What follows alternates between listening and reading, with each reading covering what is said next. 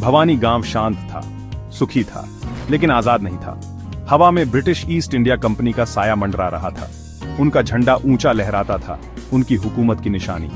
गांव वाले कंपनी के आदमियों की नजरों के नीचे काम करते थे। उनकी फुसफुसाहट में ज्यादा टैक्स और खोई हुई इज्जत की बातें होती थीं।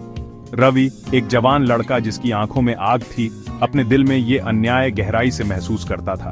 वो एक अलग भवानी का सपना देखता था, एक ऐसी भवानी जो अंग्रेजों की जंजीरों से आजाद हो, एक ऐसी भवानी जहां किसान अपनी मेहनत की कमाई रख सकें। रवि उस दिन का इंतजार कर रहा था जब उसके लोग सर उठाकर जी सकें। रवि बरगद के पेड़ के नीचे बैठा था, जिसकी जड़ें जमीन से उसके अपने गहरे रिश्ते की तरह थीं। वो बड़ों की बहादुरी और विरोध की कहानियां सुनता था, उस समय की कहानियां जब अंग्रेजों से पहले उनके पुरखे इस जमीन पर राज करते थे। इन कहानियों ने रवि के दिल में आजादी की आग भड़का दी। वो जानता था कि उसे कुछ करना होगा, लेकिन एक मामूली गांव का लड़का कैसे शक्तिशाली ब्रिटिश साम्राज्य को चुनौती दे सकता था।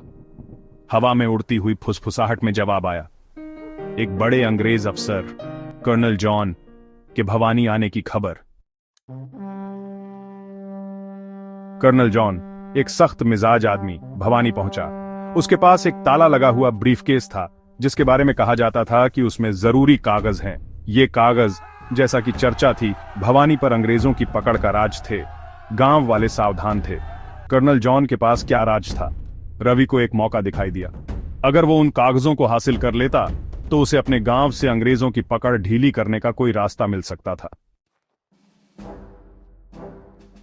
रवि जानता था कि वो सीधे कर्नल जॉन का सामना नहीं कर सकता।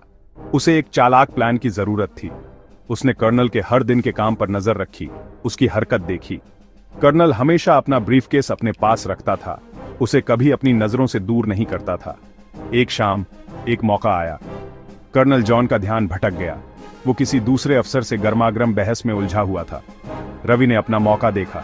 एक गहरी सांस और धड़कते हुए दिल के साथ उसने कदम बढ़ाया। नेक्स्ट पार्ट की लाइक, फॉलो एंड सब्सक्राइब करें।